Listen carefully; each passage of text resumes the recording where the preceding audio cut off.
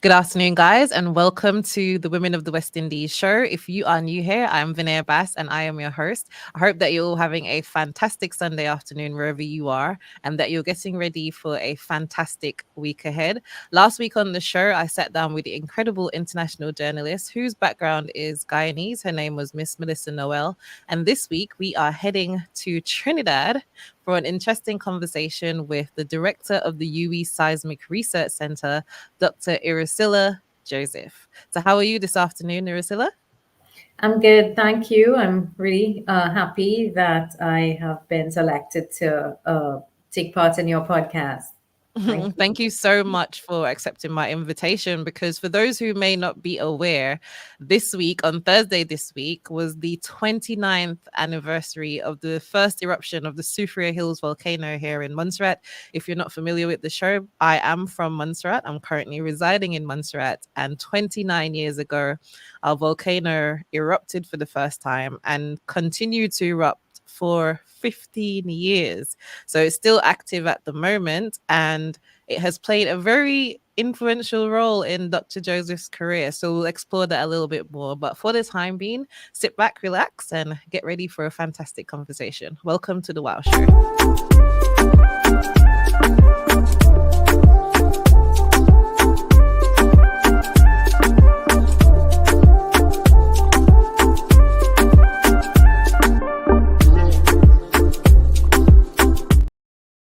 So, Dr. Joseph, I know that you're not in Trinidad at the moment. You're in the UK. Yes, I'm currently on a few weeks study leave. I was fortunate enough to get a visiting fellowship at the University of Oxford, linked to the Department of Earth Sciences. Awesome. That's fantastic. It's amazing that you're still continuing to study and enhancing your career even more. But we'll talk a little bit about your career later on in the conversation. But I just wanted to take things back to your childhood. I'd like to give the guests a little feel for, where you came from, your humble beginnings, etc. So can you share with us some of the fondest memories from your childhood growing up in Trinidad as the eldest of 3 children? Mhm. So my siblings, I actually have one brother and one sister, but there's quite a bit of an age gap between my brother and myself and my sister. My sister is actually 13 years my junior and 11 years junior to my brother. So my childhood was really with my brother. By the time my sister came around, I was into my teens. And so some of my earliest fondest memories were associated with things like visiting the zoo, the botanical gardens on a weekend. My mother always made sure that we had, those sorts of outdoor activities and experiences to spend some family time together. So I do remember going to the zoo and to the gardens afterwards and walking around in nature and, that sort of thing. Trinidad is such a mixed bag of religion. So what are you religious? Do you follow a particular religion? So I am religious, but like you said, it's a pretty mixed bag. So my faith is Roman Catholic. Okay. My dad, it came from my dad's side of the family. It was Roman Catholic. My mom's side of the family was Hindu. Hindu. So in our household, we sort of acknowledged both. And my mom would actually, although she was Hindu, she would take us to church and so on. So it was there. And then during Diwali and these spiritual times in the Hindu calendar, we celebrated those as well. So we were pretty open. And then I attended a Muslim primary school. So I Wow. student, yeah, and an Anglican high school. So I'm pretty well-rounded when it comes to religion and have no hang-ups there. And that's the crazy thing, because whenever I visited Trinidad, it's like you guys celebrate everything. And it's not just say, the Hindus staying in their own lane and the Muslims staying in their own lane and the Christians staying in their own lane. It's like everybody is embracing each religion's celebration. So that must have been very interesting for you growing up. So one of the things that you mentioned about your childhood was going to the zoo. So before getting into volcanology, I know that you were very interested in chemistry, the sciences, and zoology. So can you tell me a little bit about that? Sure. So my first love was actually to be a vet. A vet. I love animals, and so I wanted to be a vet. However, the cost of that was quite high. So I tried to stay in the area of chemistry and zoology, plants and animals and the whole chemistry. So this is why I pursued chemistry and zoology, thinking that there may have been an opportunity for me to go back into the veterinary sciences. However, a different journey. I had a different path with studying chemistry, which actually led me to volcanology. And that was essentially because I started to do more environmental chemistry, and then the opportunity presented itself for me to join the Seismic Research Centre. Mm-hmm. So can you tell us a little bit about that? Because obviously chemistry would have been exposed to the sciences, as you said, but how did that switch take place? Sure. So I was doing an MPhil after I finished my BSc in chemistry and zoology.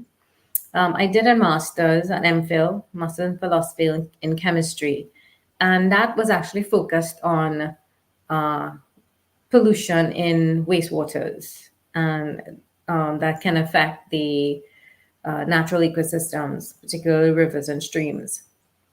And with that information or that knowledge on the chemistry and the influence of contaminants in brackets, I saw an ad go out from the Seismic Research Centre, and they were looking for a student to actually kind of help start a more routine type of monitoring called geothermal monitoring, which would involve the sampling and analysis of gas and waters associated with volcanic systems.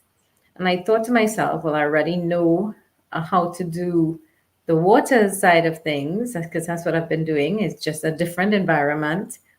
And I certainly had no problem learning the gas side of things, which I had not had experience in before. And so I applied. And after some time, and checking back with them, I was selected to start this program with the Seismic Research Centre. Because I remember in our pre-interview conversation, I think that whole point of checking back was an important part of your story as well. So can you elaborate on that? Because I feel like it's really the game changer in your career, because for a while you thought that no one had read your application or you were unsuccessful. So tell us a little bit about that. Agreed. So I had sent in an application, but I hadn't heard back, and it had been months. And I was getting closer to completing my MPhil because I was writing up my thesis at the time. And I thought, nothing ventured, nothing gained. And I decided to call myself, to call the center and find out if, at that time there was, email wasn't as big as it is now. So a phone call was actually the way I did it. And I spoke to my supervisor her name is Dr. Jan Lindsay, and she was the one who was in charge of the program, getting this program off the ground. And so I spoke to her and to find out if any selection had been made. And she actually told me that no, they had not been made, and if I wanted to come for an interview. So, of course, I quickly agreed. And then I went over, and it was such a fairly simple process. Of course, she had to check my references, etc. But in the end, it worked out, and it happened pretty rapidly after that. So I was really fortunate. And I found out also that there were circumstances as to why there was such a delay. And it was because at the time, the Seismic Research Centre, we are not a teaching arm of the university. And at that time, we could not actually register students directly with the department or the center. We fall directly under the Vice Chancellor's office, and that's based in the University of the West Indies, Mona campus. And so approval had to be obtained for this new degree to be set up formally for the Seismic Research Centre to be able to register students. Because when I went to the interview, I expressed the interest of not just doing the program, for the sake of a research assistant. I wanted to pursue a PhD, and with that, all the mechanisms, had to be put in place for that to happen. And I'm pleased to say that, it was done, and I'm the first student to kind of officially be awarded a PhD in volcanology from the Seismic Research Centre. How cool is that? And then today you are the director of the of the Seismic Research Centre. So it's all faith and it was all ordained. But if it wasn't for that telephone call, then you probably would have maybe they wouldn't have even pushed it as hard as they did. But because you demonstrated some interest, they thought, okay, well, at least we have one candidate here who's serious about this and wanting to take it on. But one of the things that really came out of what you said there as well is obviously you were focused more on chemistry and zoology. So one of the things that most people think when it comes to work experience is that you have to know everything about a field in order to do a job. So how did you use your transferable skills and your qualifications to really help you in that role? So that's a great question, Vinay. So I had to, I had to do a lot of research myself. And the whole idea of being a postgraduate student means that you become the expert in your research. And so, as I mentioned before, I already had the knowledge in chemistry. Mostly it was on water, but fluids in general means, is generally refers to water and gas.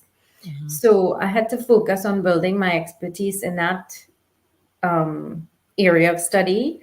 And I was lucky enough not to just, of course, we had to do field work and so on. And I learned from Dr. Lindsay in the field, but I also had a brief internship period, I guess you could say, of my own in a lab in New Mexico, at the University of New Mexico, where I actually got experience in how to analyze volcanic gases. Okay, that's really cool. And obviously, one of the interesting things, and the reason why I wanted to bring you on today in particular, is because you work closely with the Montserrat Volcano Observatory here on our island to monitor the Soufrière Hills. But I remember when I was speaking to you that earlier, that the Soufrière Hills also played a fundamental role in the development of your skills and also your career. So can you tell us about the first time, when you heard that the volcano was active, and obviously when you first came onto the island to work here with an Yes. active volcano where anything could have happened at that point? So I have to say, I definitely had no experience with volcanoes until I started working at the Seismic Research Centre. And while I was in the field doing field work, my field work was concentrated on Dominica and St. Lucia. Those were the pilot countries that established the routine geothermal monitoring that the SRC does. And then, of course, we expanded after that. But those systems are active geothermal areas, which means there's lots of hot springs and fumaroles, that's gas vents. It's not, St. Lucia is a caldera, which means it's flat. There's no dome. There's no, one single vent or anything like that. It's a different type of volcano. And Dominica is multiple volcanoes on one island. So, and it's dome complexes. Again, not a single vent or single volcano as you would see in Montserrat or St. Vincent. Sorry. So Montserrat was the first island I had visited with a true, volcano in the typical sense of what people would think a volcano looks like. And it so happened that while I was doing my master's, it started as a master's in volcanology, and then I upgraded after a year to a PhD. Okay. We were celebrating the 10th year anniversary of the eruption of Soufrière Hills. And I was part of the local organizing committee because SRC was a member of we were part of the organizing committee for the event. And as representative of SRC, I went across to Montserrat in advance of the conference to help put things in place with the local committee. And I remember arriving on a ferry and just, I think I had fallen asleep between St. Antigua and Montserrat. So when I opened my eyes as we were approaching the little bay, all I saw was this vast green. It really is the Emerald Isle. I just saw these vast green hills and mountains, and I was like, wow, this is amazing. And I got off the ferry and I started walking, and I was like, what is this? Where's the green?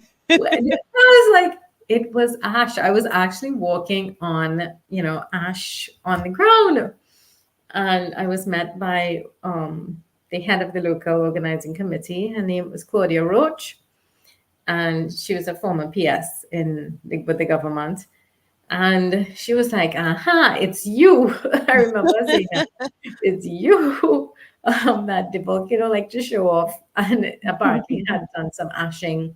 So, and during that conference was the first time I had been exposed to that. And, seeing ash venting during the conference, people were, in the middle of the poster sessions running out to the balcony. It was at the viewpoint at the time, just to see the volcano venting. It was more or less celebrating its 10th anniversary along with us.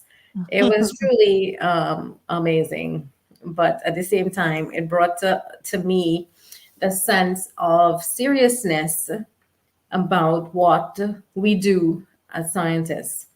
And so it was, a really, as you pointed out, a serious change for me in my head about what we were doing, because, or what your job involves as a volcanologist, especially one that's associated with an observatory, where what we do affects people's lives and livelihoods. And that kind of, channeled me into, not just science of volcanoes, but more so the science and the people. So it really was an eye-opener, and it got even more so in 2008 when SRC took over the management of the Montserrat Volcano Observatory. And from then, I was based in Montserrat at the observatory for a year and a half, rotating in and out, conducting the different roles as a monitoring scientist. And at the time, the volcano was pretty active. Yeah, because that's the crazy thing about the volcano. And I think it's something that we've all had to grapple with locally, because on one hand, you're seeing nature at work, right? And this is the first time, as a volcanologist, I can actually probably imagine the excitement of actually being able to go out in the field and gather this research, because you're taking it out of the lab now. This is a reality. It's happening. It's live. But then also then seeing the devastation that it's caused. Mhm. And then at the same time, seeing the growth of the island, it's such a mixed bag of emotions. And obviously, for someone like myself, the human impact of it. And one of Mhm. the other things as well that sets a volcanic crisis like ours apart from, say, the hurricanes is that it was a continuous natural disaster as well. So, what role does the UWI Seismic Research Centre play from the human perspective of things? So we have been involved with the Soufrière Hills volcano and monitoring of the volcano long before the volcano erupted in 1995. The Seismic Research Center is 70 years old approximately, and since the 1950s, we have been monitoring Montserrat. Okay. In addition to that, we were the first to, we were actually monitoring the island prior to the start of the eruption and in 1995, and we were also the first group of scientists to respond because at the time, we were the regional institution with the responsibility. When it was evident that, of course, this eruption was a serious one and can go on for a long period of time, that's when the British authorities then recruited members of the BGS and other international experts to come on, and then it was done at in a rotational basis. We were also involved in the foundation of MPhil itself. Mm-hmm. We were one of the agencies at the time to sort of kind of co-found, a monitoring observatory along with the other international research organizations on Montserrat. So we have been pretty involved with Montserrat and the Montserrat Volcano Observatory for a very, very long time. Mm-hmm. And that's the interesting thing as well, because I remember hearing stories about the fact that you were sending faxes over to say that, there's a lot more seismic activity taking place at the volcano, but apparently there was an administrator who was so used to just filing it away that she didn't really acknowledge the fact that the volcano was getting increasingly active.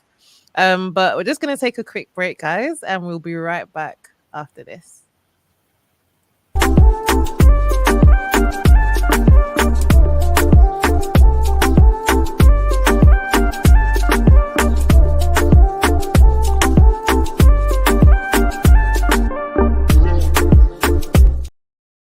So, guys, if you are just tuning in now, you are listening to the Women of the West Indies show with me, your host, Soufrière Bass.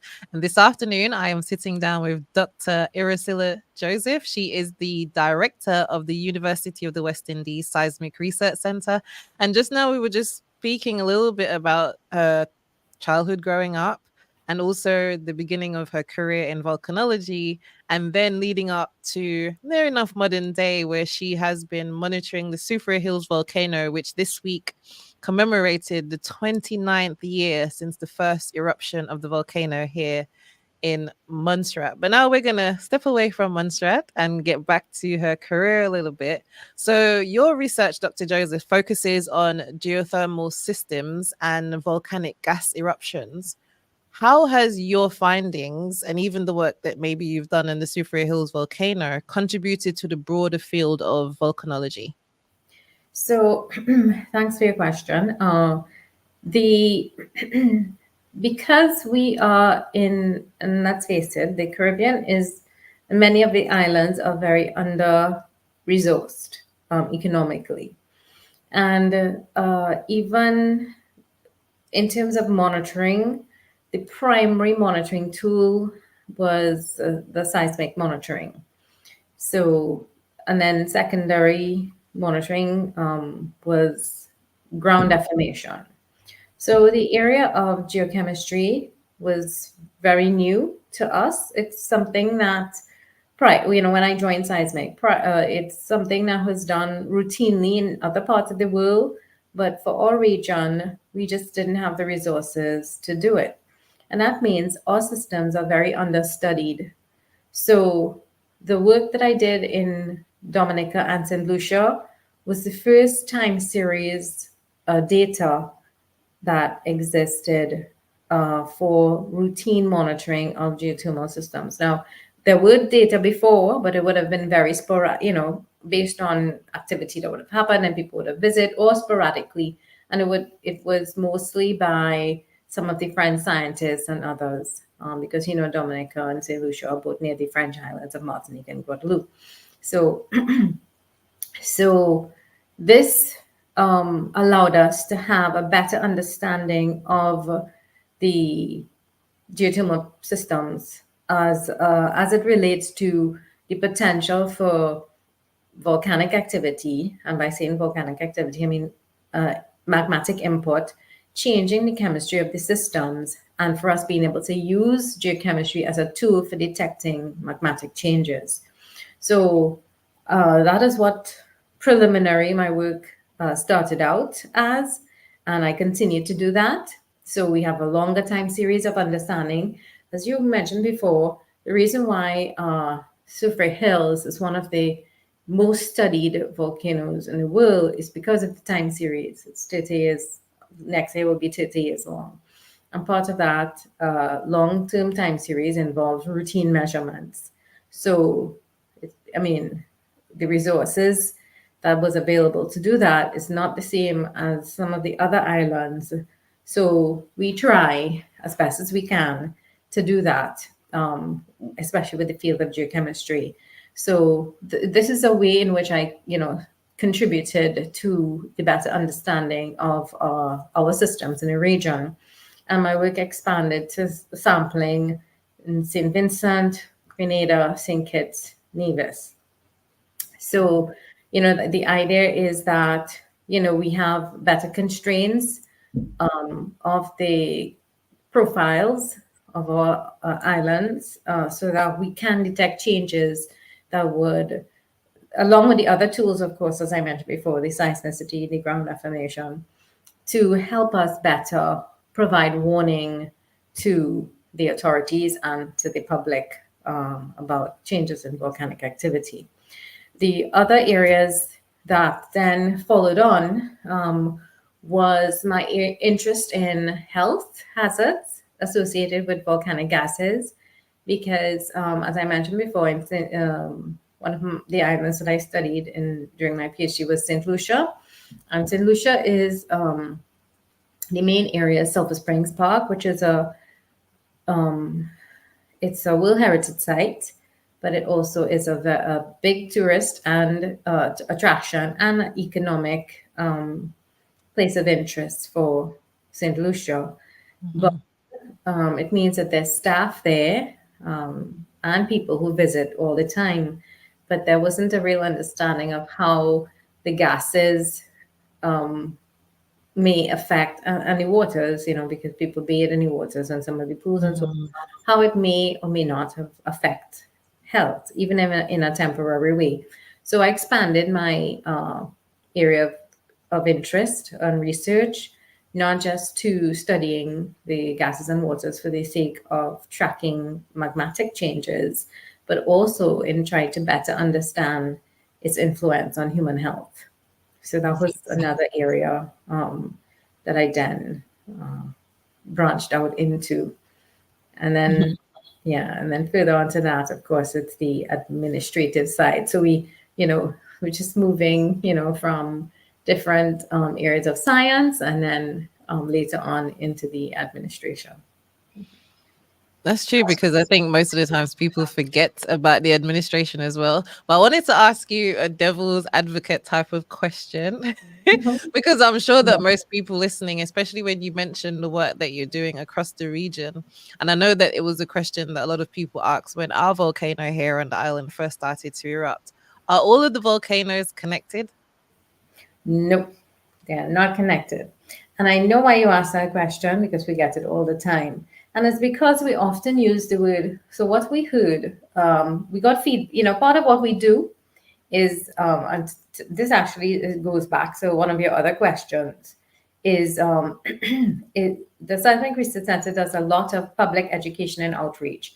As a matter of fact, despite of small size and limited staffing, we are one of the few observatories with a dedicated education and outreach team. And part of that involves promoting educational activities and awareness activities in the islands in which we operate. And as part of that, it's a two-way street. We not only share our knowledge, but we learn from the people that we serve.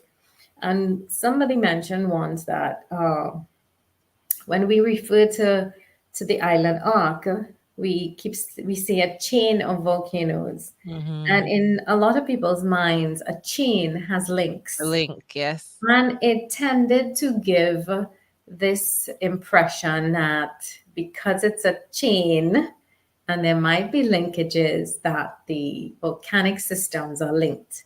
So it's important that we understand the language that we use too, and how that can give wrong or or misinformation, in so to speak. But we need to use it better and understand that. Absolutely. So no.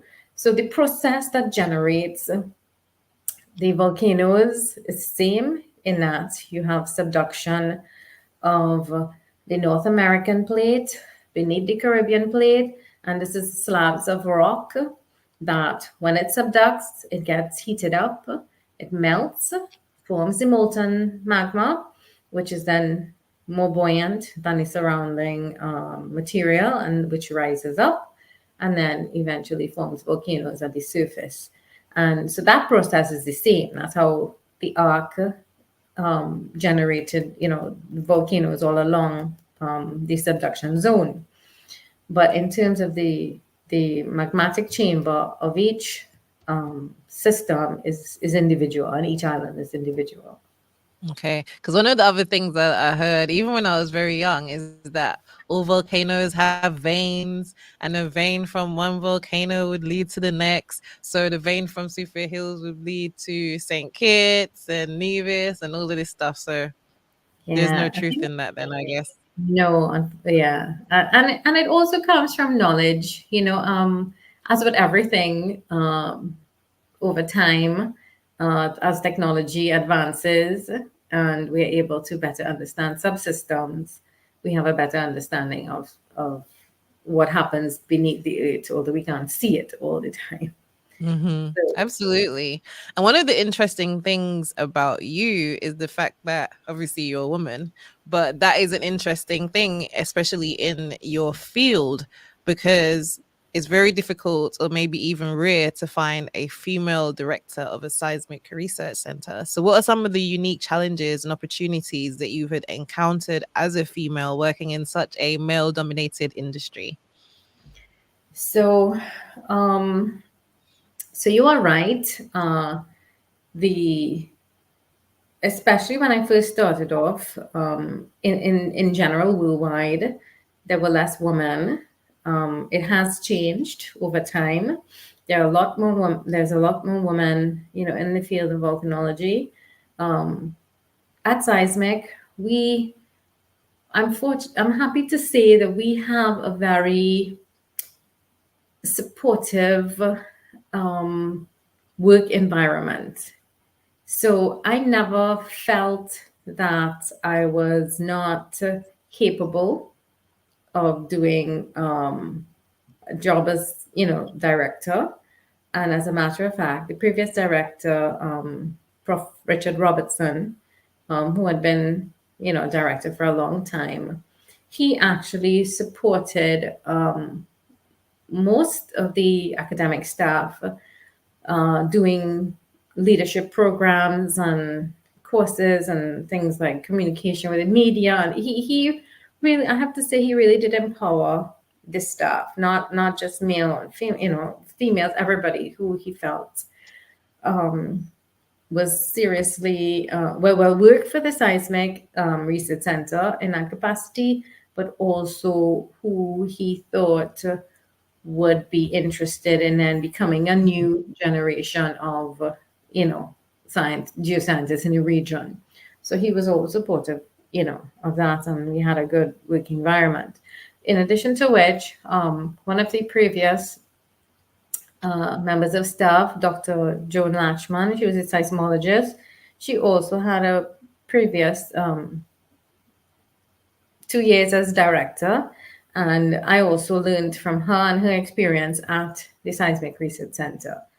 Mhm. So that, that helped. I think one of the things as well is that someone has to be the first.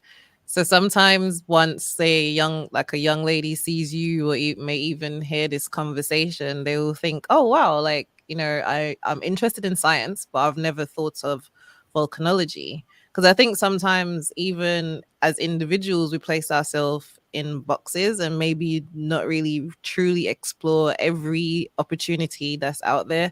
Because even at the National Trust recently, we held a higher education evening for that reason, to try and expose them to different careers in the sciences. Because I think when people think of science, they just think of you in a lab.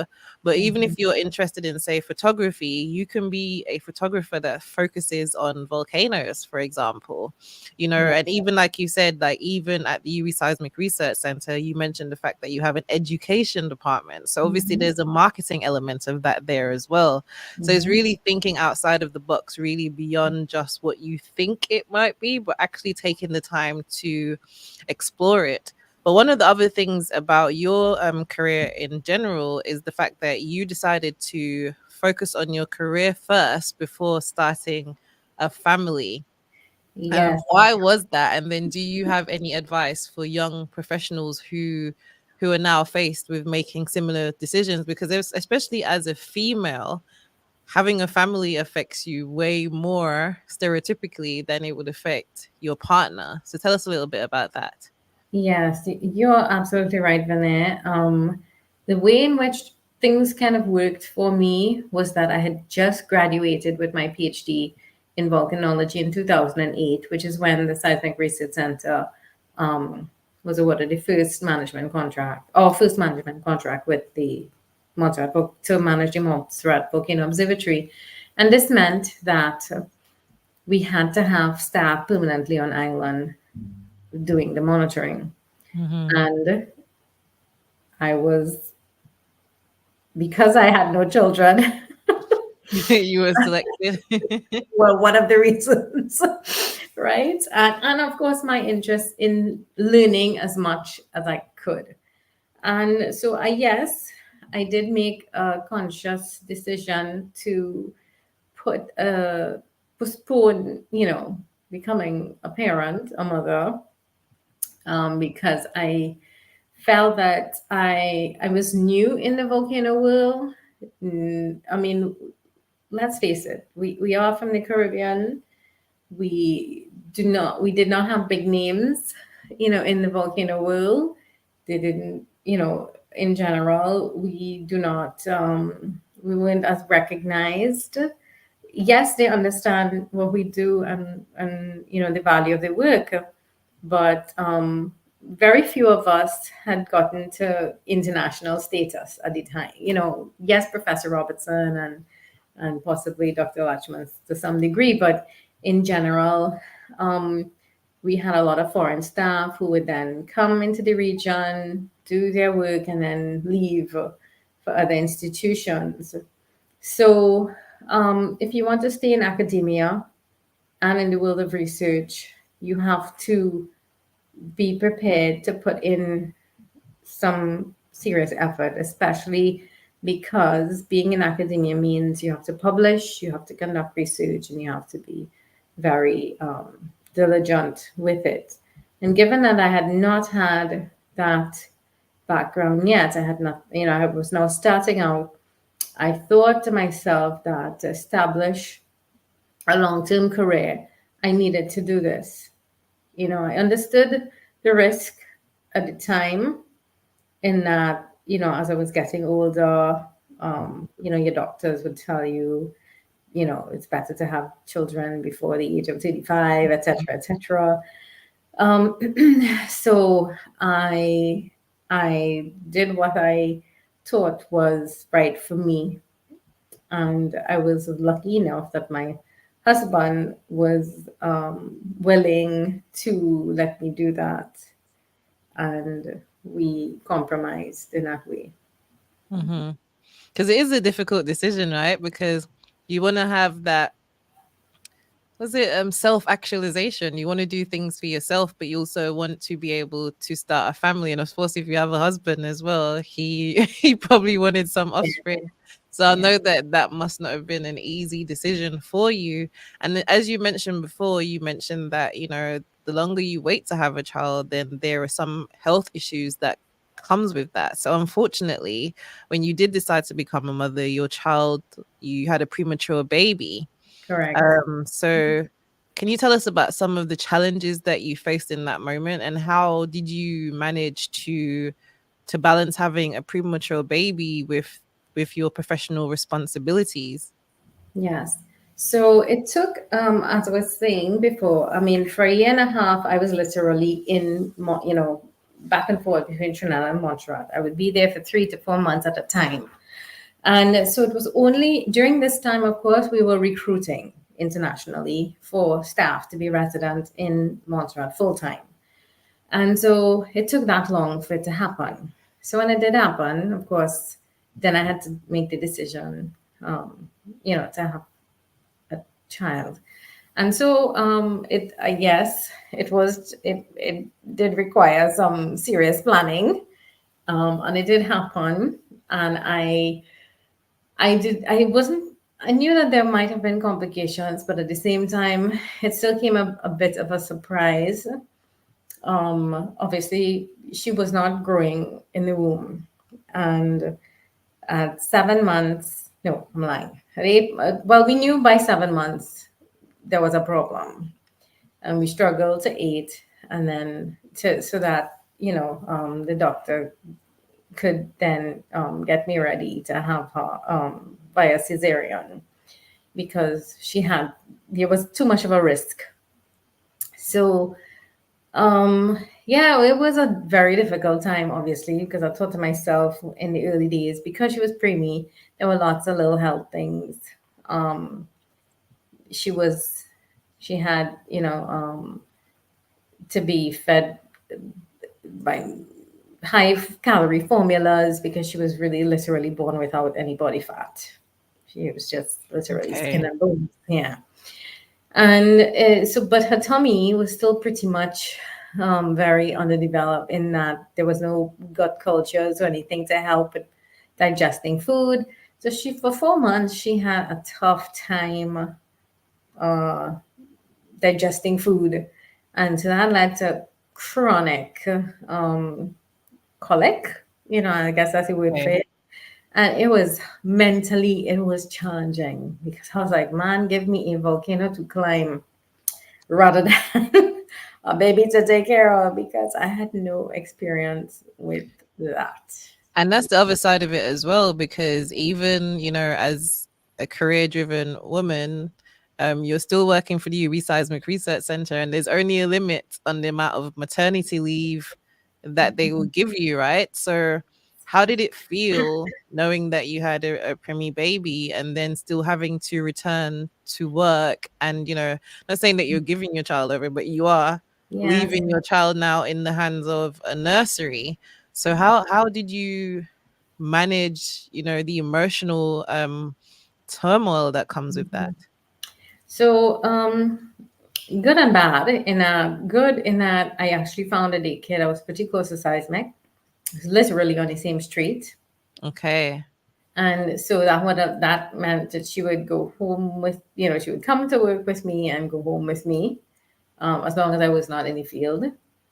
But she started daycare at 4 months, which was, Wow. yeah, which was very early. Not, I mean, not ideal, but it is what had to happen because I had to work. And so the first week was pretty hard. I was like, well, when you take your child to daycare and you hear all these kids crying, I was like, oh my God, what am I doing? you know, am I seriously leaving my child in this? Just babies crying. I was like, what is this? But fortunately, she had good care at the nursery, and pretty soon, I felt comfortable. I had to admit that the other side of the coin was that she actually learned to say auntie before she could say mom. Oh, wow. It's not good. Yeah, that was kind of hard to come to terms with, because she would be hearing the word auntie all the time because they would refer to the caregivers as auntie. So she Mhm. said the word auntie before she said. But I Oh, mean, it so didn't take sorry too to hear long, that. but it was sad. And these are some of the things that people don't realize that women go through. It's way more than just having a child, because there's so much pressure on women sometimes to have a child. I know that I get that question all the time. But then when you're career driven and you still want to have the autonomy and you still want to, go out and, build a career for yourself, I guess there's always some give and take, right? Sure. Hmm. Yeah. So let's step away from that topic. Thank you so much for being open to share that part of your story, because I feel like it's so important, because women like yourself in high powered roles, not only are you dealing with active volcanoes, but you're also having to still maintain a family life. So my next question as well is, how do you find a balance and how do you switch off? Because I know now obviously your daughter's older, but you're still in the UK pursuing your more education. So how do you strike a balance between family life and work life? Hmm. So fortunately, my husband, he is self-employed. He's actually works on it. We live on a farm. He does Okay. farm. So he can balance his time more than I can in terms of, freedom of movement and, Mhm. based on his own schedule. So that kind of helped a lot, especially when I had to travel for work, and it still does, because we do share the responsibilities there in terms of caring for my daughter, Mhm. or our daughter, and she's actually with me here, because in the Oh, UK, nice. because it's summer holidays. Mhm. So I actually carry her to. She's been to conferences with me. At the time, I would have either my mom would come and help, so that when I'm in sessions and stuff, she has somebody there. So she's been seeing this um, as old as she was able to kind of travel with me to different places. So I Mhm. think in many ways that I hope anyway that I show her that it is possible, and show her that there is a world out there where women can um, you know do more than just what we're expected to do, and try to forge her own path, see new things, experience places, and open up her own doors, so to speak. So Absolutely.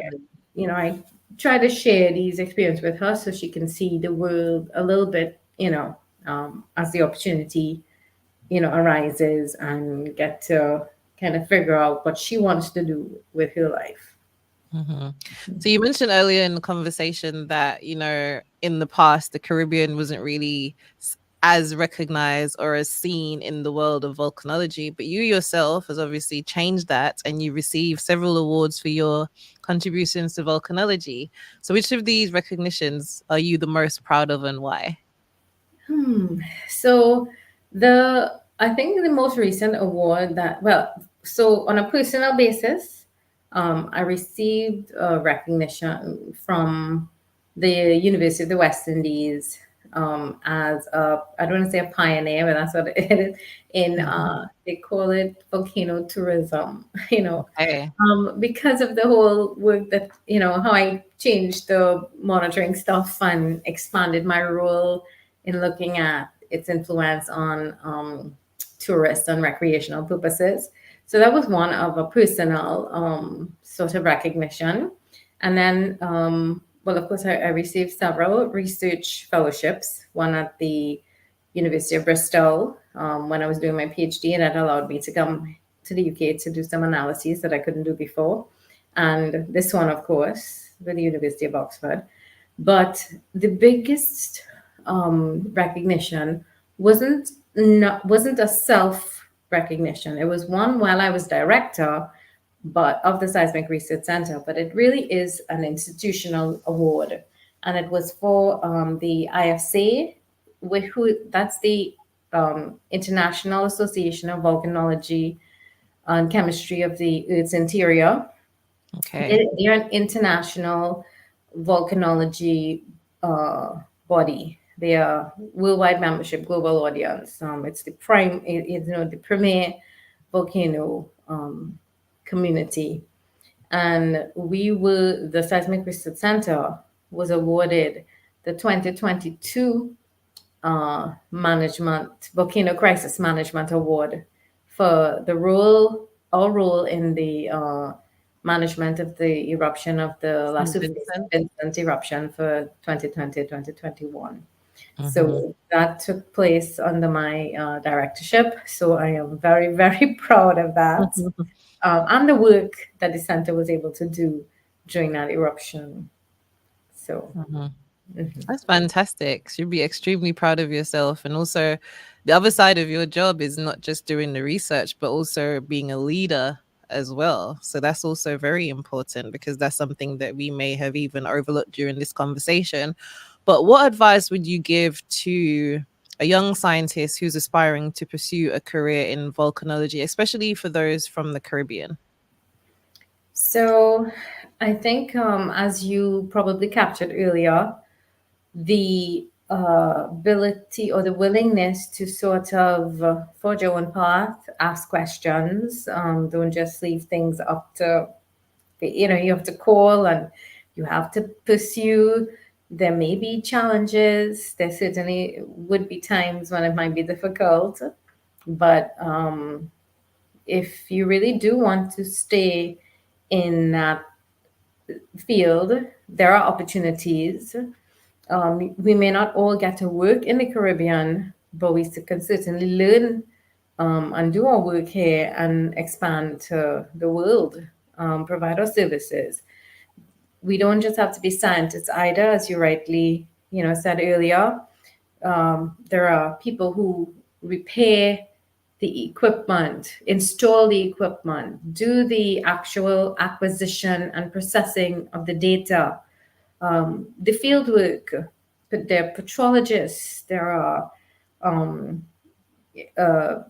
ground information scientists, there are people who use satellite data as a tool for monitoring, Mhm. electronics technicians. There's so many roles, and the education and outreach side, the social side of volcanology, and then the administrative side. So there's so much, there's so much opportunities that you don't have to pigeonhole yourself. And if you really do want to pursue it, I would say, Does try. the UWI Seismic Research Centre, for example, offer internships or even mentorship programs? So we do have a summer internship. Unfortunately, because of funding limitations, it's an annual internship, but we could only have two, sometimes three students, and all we can give is a stipend, to the interns. But it does allow, if you really are serious about or learning more about volcanology, it can be a start. It's an 8-week program, and you get to work with, normally a member of the seismic staff would come up with a project. This project is advertised, or these projects are advertised. People apply, interviews are conducted, and the candidate is selected. And they get a chance to work with us during that 8-week period, do the project, as well as try to learn more about the different aspects of our operations. Some have even gone on to actually do PhDs with us. So, Awesome. That's mhm. fantastic. So my last and final question is, can you share with me a wow moment in your life that defining moment when you knew that what you're doing is what you were born to do? Um, my wow moment. I think it's tied to Montserrat. We go back there. Interesting. So, in when I started in 2008, um, it was then my time to actually be resident in an observatory with an active volcano. And so being a part of that environment, going out in the field on a daily, routine basis, um, experiencing, uh, you know, um, a volcano that was erupting, it really did.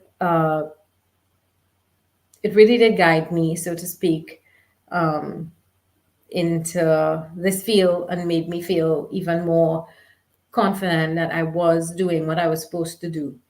The, I Mhm. mean, that was the start, really. It was very life changing.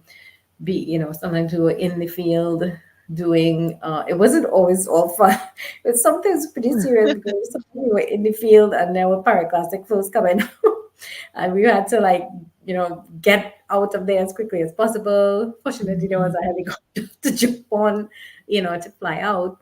But but it really also showed me how the work that we do really contributes to society and is there to help people.